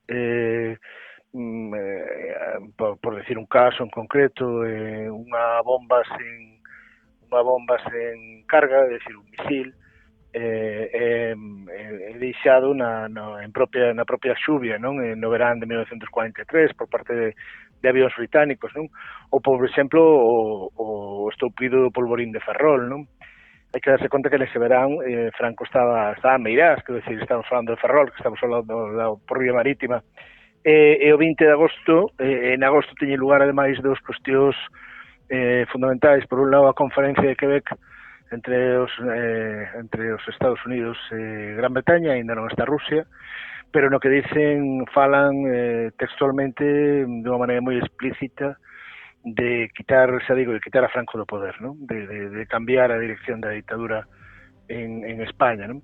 E por outro lado, porque en agosto, 20 de agosto, ten lugar a esa visita urxente do embaixador británico en Meirás, na que lle comenta, lle fai este ultimátum, non por parte das Nacións Unidas daquela, non? Gran Bretaña e Estados Unidos, para que deixara o poder, non? E cal foi a resposta de Franco despois de todos estes episodios? A resposta de Franco é unha resposta moi clásica da súa executoria política. É deixar manexar os tempos, non? Deixar facer. A resposta a testemunha do propio Samuel Hort cando se entrevista con Franco en Meirás de absoluta incredulidade, non? Ante o que lle está dicindo, dunhas maneiras diplomáticas, evidentemente, pero o que lle está dicindo, non? De toda a presión que supón os aliados fronte a Europa para quitarlo do poder, e, sin embargo, el lle conta que tal está o tempo e que ben está a caza, non?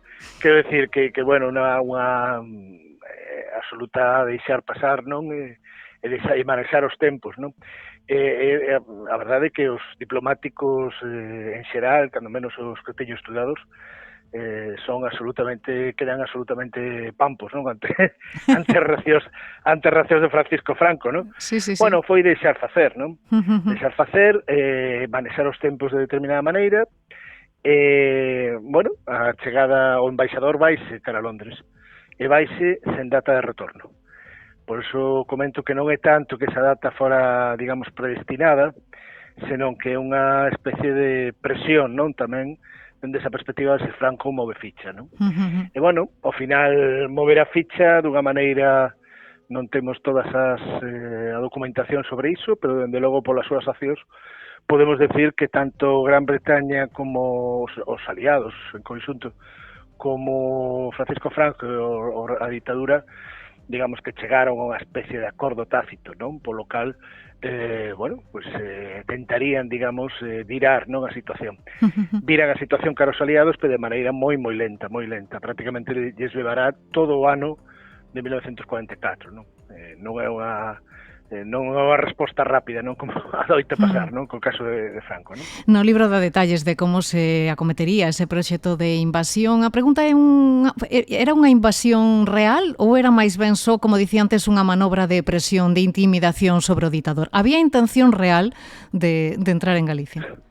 É unha pregunta que me fan constantemente. Eu teño, ao principio, esta noticia me aparecía por unha fonte, pero pouco a pouco vas collendo de arquivos distintos e me aparecen por 4 ou 5 fontes, non? De maneira distinta. O que podo decir é que hai planificación de defensa por parte do Estado español, hai traslado de miles de militares ao norte das provincias de Lugo e A Coruña, que se fai precisamente por eses meses. Hai desembarco de material de guerra británico en Lisboa no verán de 1943. Hai, bueno, toda unha planificación de defensa de como levar adiante o que pensaba que era unha invasión de carácter aerotransportado, como se fora a Normandía, non sei en que escala, non? Supoño que bastante. En principio, con desplazamento de aeroplanos, desplazamento de paracaidistas para ocupar o terreo, apoio xa dunha federación de guerrillas, dunha guerrilla que está moi instalada entre bueno, como se sabe, non? Entre os montes de Asturias, León e Galicia, e que teñen adestramento militar británico dende ano 41. Quero decir, hai toda unha serie de cuestións que, bueno, non é froito dunha invención. Hai probas suficientes, xa digo, procedente de fontes moi distintas, non? E, de feito, esa operación espertou tamén bastante inquedanza en Portugal, non? Polas consecuencias que podería ter unha invasión aliada na Península Ibérica. Sí, o que pasa que, a ver, aquí hai unha lógica que creo que temos que desbotar un pouco. A relación de Portugal, sempre se plantexa que a relación de Portugal e España respecto dos aliados da Segunda Guerra Mundial foi moi semellante, non? É dicir, esta lógica, digamos, mimética, non? De dúas dictaduras católicas que responden dunha maneira casi idéntica, non? Pois non é así, porque a verdade é que o aeroporto das Azores é utilizado, por exemplo, de maneira, entre comillas, secreta, por parte dos aliados xa dende principios do ano 43, ou, por exemplo, que desembarquen material de guerra con desfiles, é dicir, isto non é nada en Lisboa no verán do 43, con desfiles por parte de todas as avenidas lisboetas. A relación dos portugueses cos aliados, dende logo a súa viraxe, digamos, cara a atender os aliados é moito antes que a de Franco, ao mellor 2 anos antes. Franco se ve absolutamente forzado a facer esa viraxe cando observa que a Alemania nazi xa non pode facer moito máis. Estaba falando de outono de 1944. Non é o mesmo que os primeiros meses do ano 43, non ten nada que ver, non? Portugal, sí. Portugal hai unha eterna cuestión, incluso dentro da historiografía portuguesa, da cuestión de que nestes anos casi unha creencia por parte desta historiografía en base á súa documentación de que España podía invadir Portugal. España co apoio do Eixe, co apoio do Alemania nazi, fundamentalmente. Así aparece, ademais, enunciado nos arquivos británicos. Que pasa? Que cando un abre esa documentación, realmente o que atopamos non é tanto as posicións de defensa portuguesas frente a unha posible invasión alemana e española, senón ao revés. Nin Alemania nin España tiñan pensado, cando yo comentas os colegas portugueses, que eran asombrados tamén, non? Nin Alemania nin España, a altura do verán do 43, tiñan nin intención nin forzas para poder facer ese tipo de actividades, non? Entonces, ese tipo de accións, non? Entón, claro, realmente o que aparece nesa planificación nos arquivos británicos é precisamente a inversa. A posibilidade de invasión, tanto por parte de Galicia como por parte de Portugal, nunha especie de pinza da España da ditadura de Franco, da España franquista. Digamos que esa operación da que falábamos antes, esa posible invasión aliada, desde ter producido tería feito cambalear o réxime franquista. Podemos dicir que foi un dos momentos máis delicados da ditadura, polo menos neses primeiros instantes? A ver, para min eu creo que é o momento máis delicado no que Franco podía estar, digamos, temeroso de sair do poder. Ni tan siquiera no ano 45-46 a presión foi de tal calibre. O que sí é certo é que as pretensións dos aliados semellan máis quitar a Franco do poder que cambiar realmente un réximen dirixido por militares en España. É dicir, cambiar a un por outro. Cambiar un por outro por algúns candidatos que se barallan por aí, pero que son, digamos, moito máis, non diría controlables, pero polo menos máis negociables que un Franco que os deixa absolutamente incrédulos, non? En cada conversa que teñen e que non saben que vai facer. Entón, máis previsible, digamos. Non? Claro. Por un candidato máis previsible que militar, non necesariamente tiña por que ser un civil, nin dende logo, o retorno da República Democrática. Xa. A que temía máis o ditador? Unha invasión aliada ou unha traizón por parte dos seus? Boa pregunta. Eu creo que é unha traición. Eu creo que a lógica das invasións, sobre todo nos contextos bélicos, para os militares e militares de alta gradación, creo que forman parte do seu traballo. A traición é algo que non é asumido de ninguna maneira dentro dun ámbito militar. Más ben todo o contrario, non? Fidelidade, lealtade e compromiso ata o final, non? Persoal, ademais.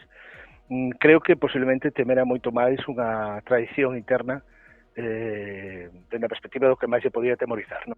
Que non unha profesión da guerra como é que teñes que defenderte frente a unha invasión, non? E houbo risco de traizón ao longo dos casi 40 anos de ditadura? Traición, eu creo que o réximen, a ditadura franquista sempre xogou con esa posibilidade, como creo que calquer réxime político, independentemente que sexa unha ditadura ou non. Digamos, o enemigo interno é un enemigo moi pouco visible, e, polo tanto, moi pouco ponderable, non? E, dende logo, nada previsible, non? Porque forma parte dos teus, non? Entón, eu creo que unha tradición é algo que, desde logo, as dictaduras teñen moi en consideración. Unha dictadura, un réxime democrático, un réxime de libertades, con dereitos, cunha serie de regulamentación, pero unha dictadura ou unha autocracia, a desconfianza forma parte do sistema.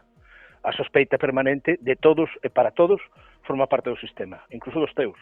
E ata que punto as mobilizacións sociais e despois obreiras dos anos 70 fixeron dano ao réxime nunha España que parece que estaba empezando a cambiar, non? E que polo menos tiña ansias de liberdade. Ata que punto fixeron un pouco tamén tambalear os alicerces dese réxime que estaba tan asentado en España? Por suposto que sí, é dicir, a mobilización social, o cambio de mentalidade de moita xente respecto da chegada do cambio dunha ditadura a unha democracia, ademais 40 anos, non, casi 4 décadas, non, é dicir, de mantemento de valores, non, de conductas, por suposto que foi decisivo en cambio de valores, etcétera, non? Pero tamén hai que decir que o réxime ten un dominio de tal calibre da información e dos servicios de información que ten ao redor sobre as súas sociedades, sobre a súa propia sociedade, non só sobre os enemigos e sobre a oposición, que é capaz de controlar e orientar en grande medida estes procesos sociais. A cuestión é que isto lle chamamos o que pasou neste país a partir do ano 75, 78, etc. Lle chamamos transición, non ruptura, pero transición significa, a veces o esquecemos, significan as dúas partes que transixen, a parte da oposición e a parte do poder. Ten que haber unha parte de acordo entre as dúas, xa digo, entre os dous polos, para que se dé un elemento intermedio suficientemente poderoso como para permitir iso, non? Entón, non é unha cuestión tampouco de decidir este debate ata certo punto, creo que maniqueo e que non nos leva a nada, non? De saber se a oposición foi máis forte que os propios procesos de transición da ditadura, non? Cara a democracia. Creo que eso non nos leva a nada, porque a transición ten que haber dos dous. En que medida isto pudo ser unha democracia dunha maneira ou doutra, eso é outra cuestión, é dicir, os regos os marcos por onde se vai desenvolvendo esta democracia, non? Pero realmente, decir, a ver, o que non podemos pensar é que a oposición por si soa podía votar abaixo a ditadura. Nin a ditadura por si soa podía levar adiante un proceso cara a democracia. O que me chama moito a atención, ou, bueno, al menos chamame moito a atención a min, a enorme violencia desatada neses anos da transición, Sí, non? Morto xa o ditador, continuou a ditadura e de que maneira? Violencia ata o punto de que no ano 72, nos sucesos de Ferrol, estivo a piques de ser bombardeada por un barco de guerra. Quero decir, ata ese punto, é dicir, para sacar fora o control da cidade por parte do obreiro e a incapacidade da alcaldía de Ferrol naquel momento, do gobernador civil da provincia, por controlar o panorama, non? Quero decir, ata o punto de que eso era posible. Quero decir, a forza da dictadura, como se sabemos, morreu matando. A violencia forma parte estrutural da esencia do seu poder, non tanto senón da súa executoria de poder. Entonces eso, quero decir, eso forma parte disso. O proceso de transición cara a democracia aínda que a democracia evidentemente é todo o contrario, non a exercer a violencia de motivos políticos, senón que se basea no diálogo. O diálogo existiu evidentemente neses anos, pero a violencia tamén, porque levabas 4 décadas en que o poder era eso, coller a sartén polo mango e cando querías acollías e cando querías non, pero a capacidade de exercer a violencia sempre estivo aí, ata o último momento, xa digo, ata os fusilamentos últimos, non? Sí, vendo con perspectiva 50 anos despois da morte do ditador, foi o camiño da reconciliación e esa lei de amnistía a mellor pasarela para construir esa democracia que temos hoxe en día? Non o teño tan claro. A ver, reconciliación... a verba é un pouco complexa. Moi complexa, sí. Exacto. A lei de amnistía tamén é complexa para varias cuestións. Non o teño claro se non había outros opcións. O que sí quero dicir, no sentido de que opcións podría haber, non? A ver, o que sí é certo é que nese proceso a ver, a morte de Franco non é a que leva inevitablemente a democracia. Hai que ter en conta que temos varios meses de goberno de Arias Navarro, non? Que non é máis que a continuidade, non? Quizás un poquinho, se queres, máis moderado e con tentativa de apertura, pero o goberno de Arias Navarro seguiu existindo, non? Ata que chegou o goberno Suárez xa se tivo que facer, se intentou facer de outra maneira porque por outro lado non iba. O da lei amnistía é unha cuestión que todo o mundo entendía que era absolutamente indispensable para levar adiante isto. Outra cousa é que non o fixera. Sí. E, dende logo, os gobernos respectivos tiñan moito medo, evidentemente, a aplicala, non? Sí. Quería engadir unha pregunta máis. Esta investigación da que estivemos falando un cachiño da España espiada foi posible despois de mergullarse en arquivos, supoño, en revisar papéis durante anos probablemente inaccesibles ata o de agora. Non sei se esa lei de segredos oficiais que acaba de aprobar o goberno permitiría acceder á información ata o de agora secreta que podería arroxar algo máis de luz sobre o acontecido. A ver, a lei de apertura a apertura do acceso aos arquivos para os investigadores é unha demanda longamente reiterada por parte dos profesionais de historia que somos nós. Longamente reiterada. É evidente que unha apertura de arquivos, de acceso, a maior capacidade de acceso a estes arquivos, nos suporía un avance na investigación. Tamén é certo que esta apertura de arquivos hai que ver como se verifica, en que grado, non? De que maneira e a que podería afectar ou non. É evidente que sería un avance, pero non necesariamente esa apertura de arquivos sería unha apertura total.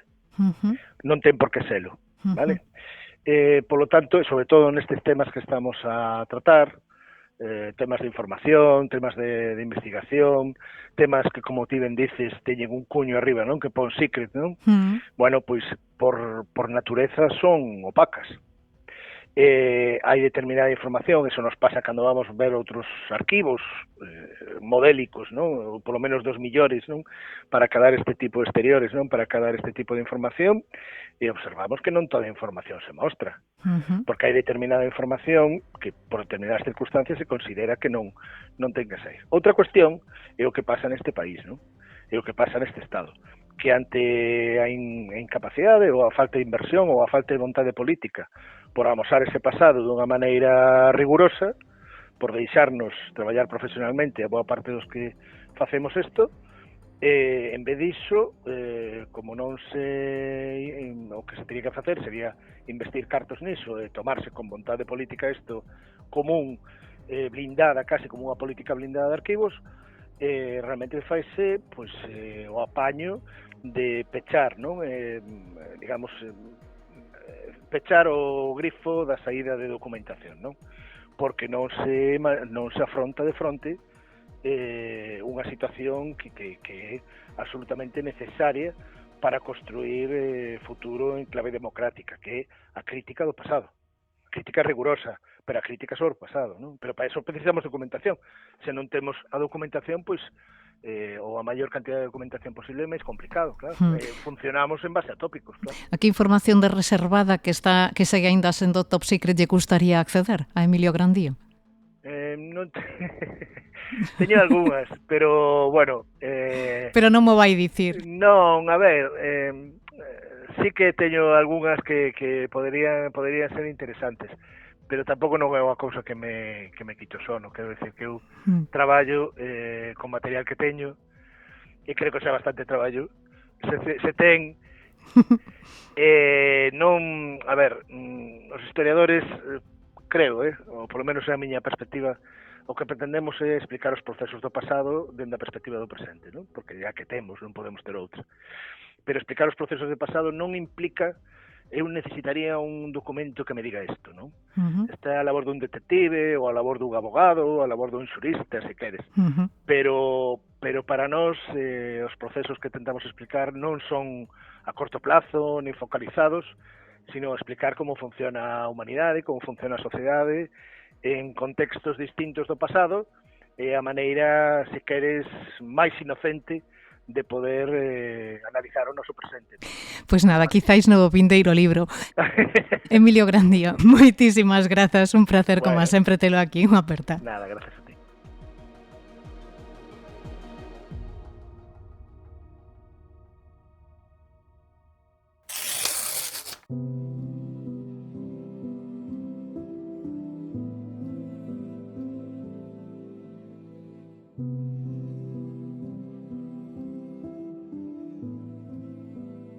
E co gallo do ano Castelao queremos convidarvos a pasar por Allariz, onde segue aberta a exposición Vicente Risco, Daniel Castelao, Galicia como proxecto vital, que se pode ver na Fundación Vicente Risco.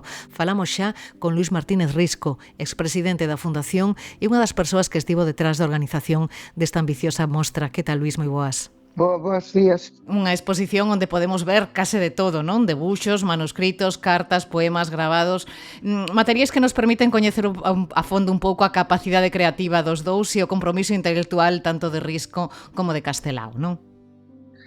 Sí, nos fondos que temos na Fundación Vicente Risco, aparte de moitos dibuxos de Castelao relacionados coa revista Nós, pois temos manuscritos, correspondencia, libros dedicados e decidimos que facer unha exposición. En principio pensábamos nunha exposición temporal, mas tendo en conta que ese material é propiedade da Fundación e que xa o tiñamos exposto nunha sala, o que decidimos, aproveitando que estábamos co proceso de musealización da Fundación, dedicar unha sala que va con permanente a tratar a relación entre Vicente Risco e Castelao. Dúas traxectorias vitais, a de Castelao e a de Risco, que confluíron, non? Durante a mocidade, nesa chamada xeración Nós, pero que, acabaron afastándose co paso do tempo. Gustaríame determe un poquinho nesa primeira etapa, non? Como entran en contacto os dous, que relación establecen naquel momento de Nós, das Irmandades, do seminario? Entran en contacto, penso que a través de Losada Dieguez, cando estivo en Pontevedra, a través das Irmandades da Fala, e a raíz desa relación prácticamente intelectual nace o que para min é un dos mellores proxectos que se realizan na Galiza do século XX, que por un lado é a revista Nós, con unha dimensión internacional, porque a revista Nós aparecía en bibliotecas alemanas, en bibliotecas de outros portuguesas, francesas, incluso a colaboración de autores como Teixeira de Pascuais, que é o que inaugura o seu poema Fala ao Sol, dedicado aos novos poetas galegos, inaugura o número 1 da revista Nós, pero tamén Phileas Lebesgue, Margot Sponer, é dicir, que hai toda unha serie de intelectuais estranxeiros que colaboran nun proxecto que o que pretende por a Galiza e a cultura galega en pé de igualdade co resto da cultura europea e internacional. E outro feito tamén o Seminario de Estudos Galegos, que eu creo que foi tamén un proxecto enorme para dar a coñecer unha Galiza que estaba desaparecendo. É dicir, eu creo que eles eran conscientes que a Galiza na que naceron iba a desaparecer polo proceso de urbanización e industrialización. Pasa que aí tivemos a desgraza dunha guerra que frenou todo e estancou ese desarrollo que estaba vendo na década dos 20. Desde logo a traxectoria artística e creativa de ambos é indiscutible e irrepetible probablemente, non? E en paralelo tamén foron desenvolvendo un pouco o seu pensamento político, non? E aí é donde Risco no 18 durante esa primeira Asamblea Nacionalista fala da necesidade de dotar a Galicia de máis autonomía, non? Pero non unha autonomía só con finalidade política, non? Mas eu creo que Risco era consciente de que se non hai unha conciencia de ser país, de pertenecer a unha comunidade e de creer na túa potencialidade, na túa creatividade cultural, nos teus propios recursos económicos, na túa maneira de organizar a túa sociedade, dificilmente unha autonomía política permitiría, ou simplemente política, chegaría a ser pues, unha especie de descentralización. O que se necesitaba realmente non solamente unha descentralización política, sino que eso permitira desenvolver dende Galiza todos as potencialidades económicas, culturais, con acertos, con fracasos, pero facelo dende aquí, non que nos viñera imposto dende fora. O que el chamaba desenvolver a civilización galega, non? Un pouco, non?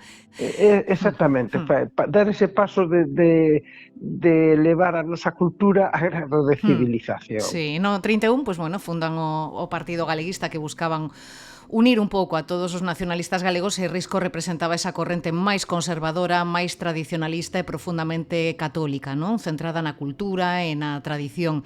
E empezan xa a xurdir algún tipo de discrepancias, non? Ante a reticencia del de pactar coa esquerda, non?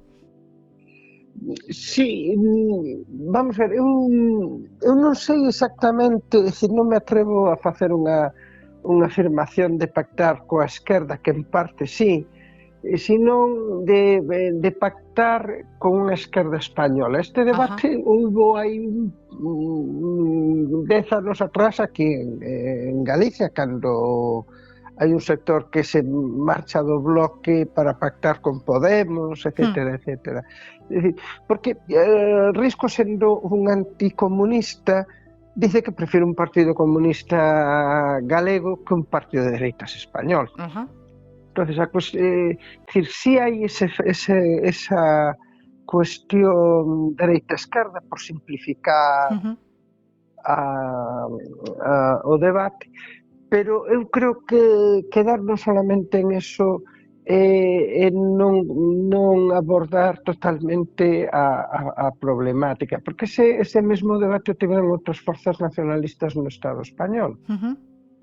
E incluso con fracturas dentro desas forzas nacionalistas e incluso no propio País Vasco, non? Entonces, eu creo que Risco era máis partidario dunha liña como que o Partido Galeguista tomara unha liña como a que tomou o Partido Nacionalista Vasco de non integrarse na Frente Popular. Comprendo. Agora, tamén o que hai que ser conscientes de que o asentamento político que tiña o Partido Nacionalista Vasco non é o que tiña aquí o Partido Galeguista. Entón, hai que valorar esa necesidade de que se o que quero sacar un estatuto de autonomía e para eso teño que pactar, pacto. Pero hai algo que, bueno, os seus antigos compañeros non lle perdonarían e que co historio da guerra, digamos que se aliña co sublevado, non sei como dicilo, non sei como explicaría a vostede ese xiro na posición de Risco. Mira, eu te vou a decir poñendo casos da miña propia familia. Sí. O meu avó pillou a guerra en Madrid, a meu tío Manolo, son da rama de Sebastián Martín de Risco. Sí. É dicir, o meu abuelo era irmão de Sebastián. A Sebastián pillouno en Villalba, sendo magistrado, e a outro irmão tamén o pillou en Madrid, sendo diputado a Cortes por Izquierda Republicana. A trayectoria que tiveron foi totalmente diferente, sendo ideolóxicamente os tres vinculados á Izquierda Republicana. Manolo se tivo que exiliar,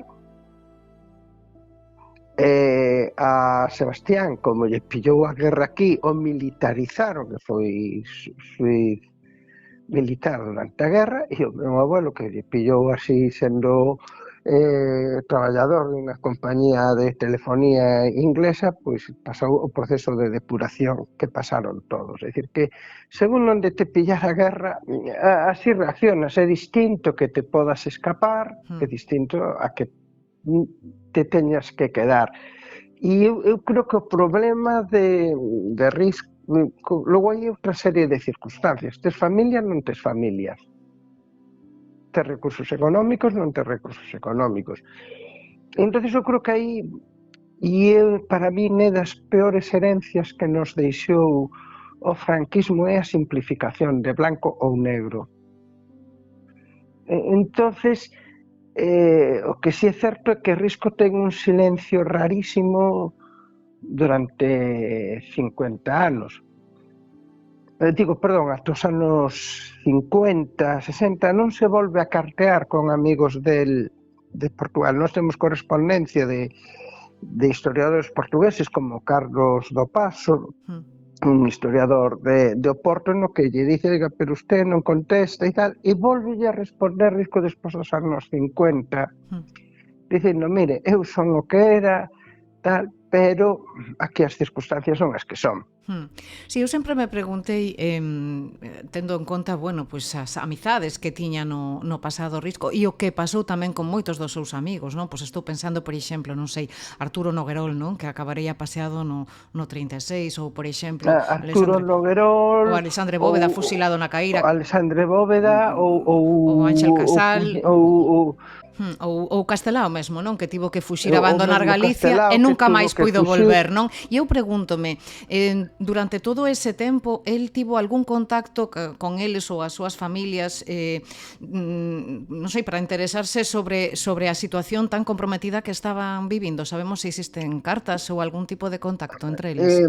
Vamos a ver, hai a relación personal que ten, por exemplo, con toda a familia con los del Valle, en Ourense.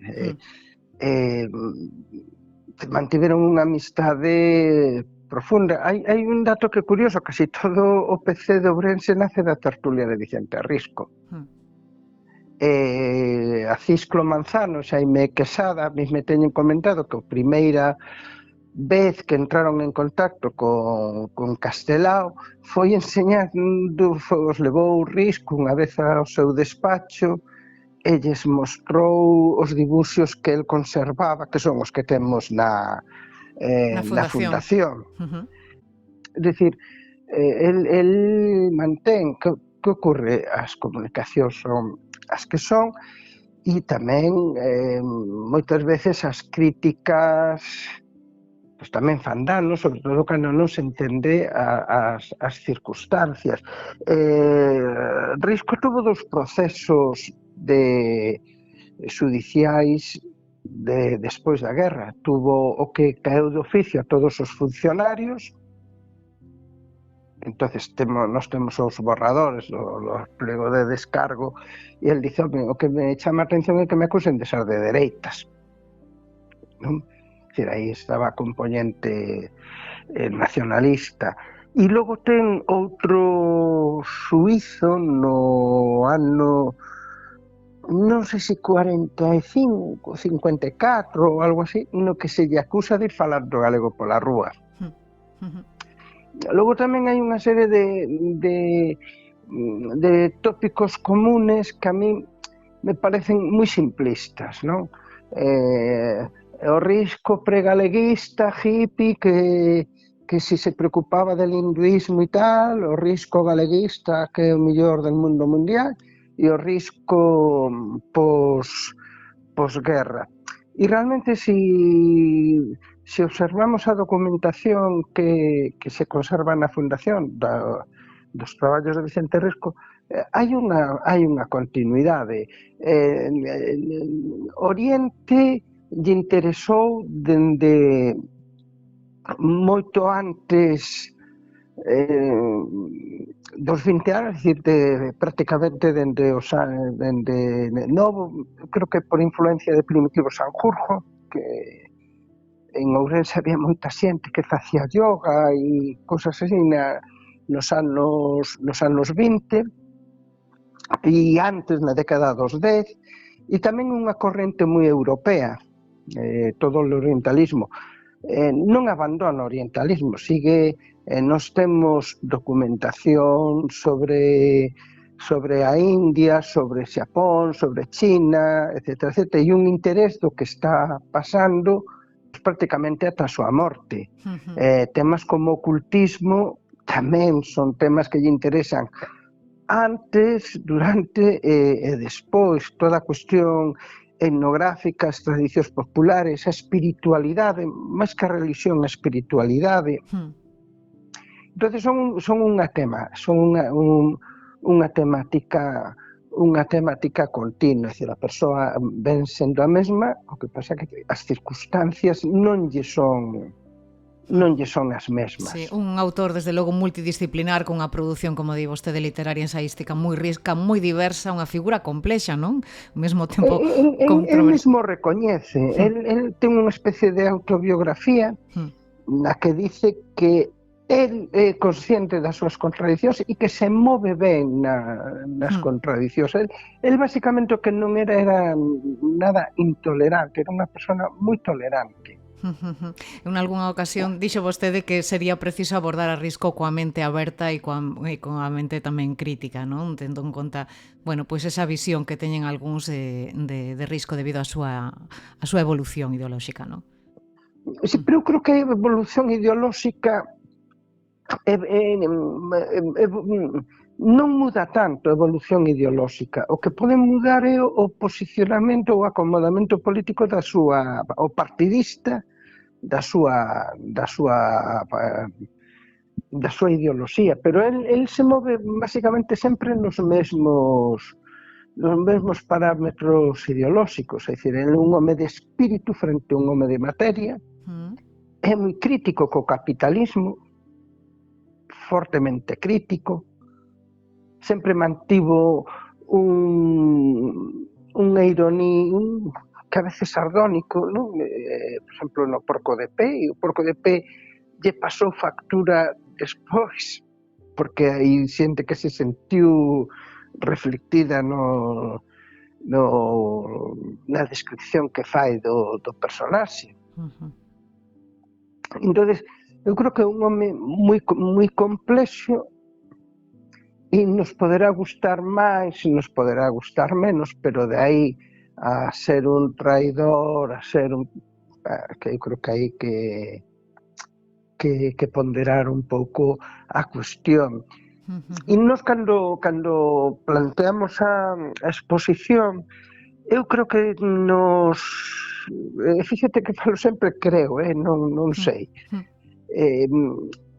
que durante moito tempo se presentaron a Risco e Castelao como seres antagónicos, ou estás con un ou estás con outro, e a cousa non é así.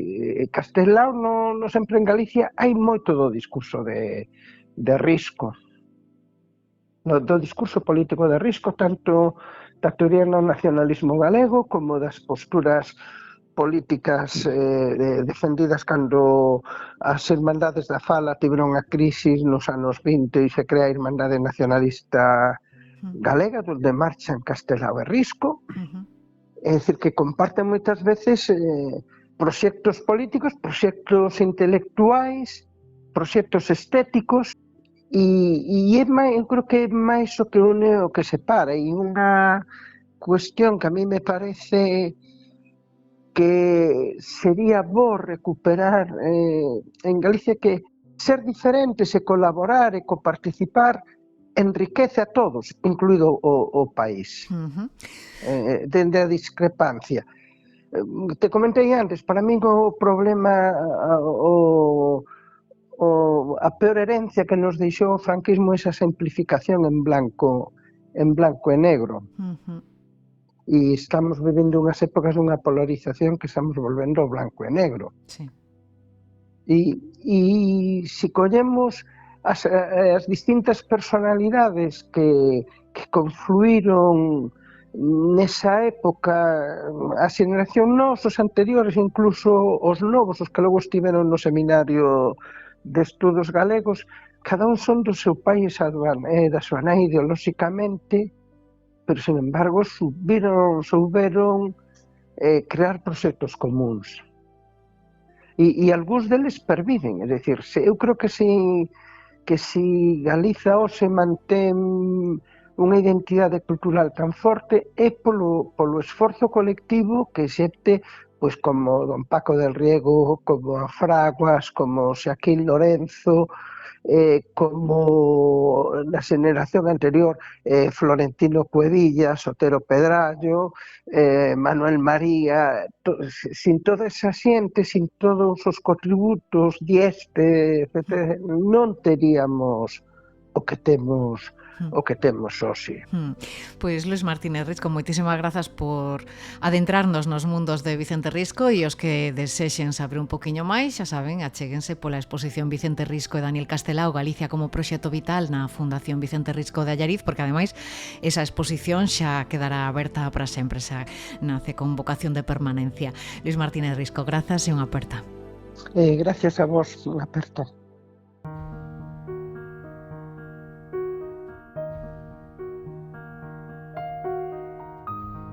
Pois ata aquí chegamos. Grazas a todos e todas por acompañarnos, especialmente a Carmen, a Pepe, a Jun, Antonio, Emilio e Luís.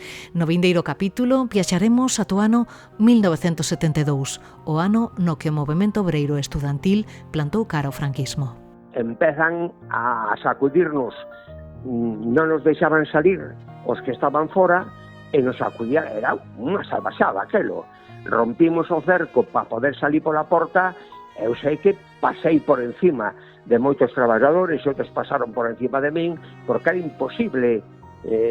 Aquilo foi unha masacre que non hubo ali. Eu creo que a sorte foi que non hubo máis de 200 feridos que tivemos que levar por os hospitales e por as casas dos médicos que conocíamos no centro de Ferrol. Que la mesma noite sacamos unha otavilla que difundimos a nivel de Vigo, e nos preparamos para enfrentar a esta loita o lunes día 11, non? Nas portas de Citroën.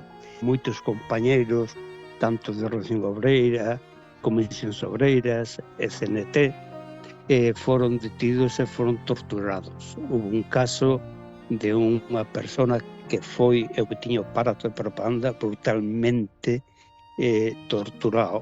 Cando saiu da comisaría, ni a súa propia familia o reconocía. Eu me dirixo a un grupo deles e empezamos a cortar e facer barricadas. E iso chamou moitísimo a atención, porque non era unha costumbre no movimento estudiantil de facer barricadas como se facían en América Latina. Do que se trataba de darlle a volta ao calcetín para zurcir o calcetín desde dentro, non?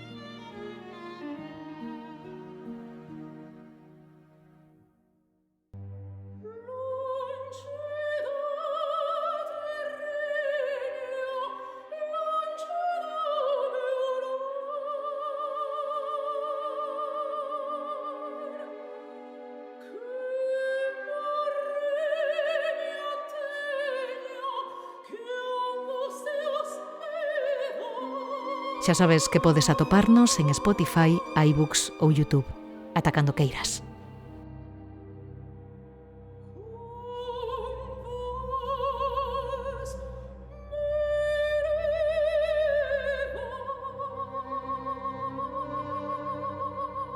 A ferida aberta no 36, un podcast de Nuria López.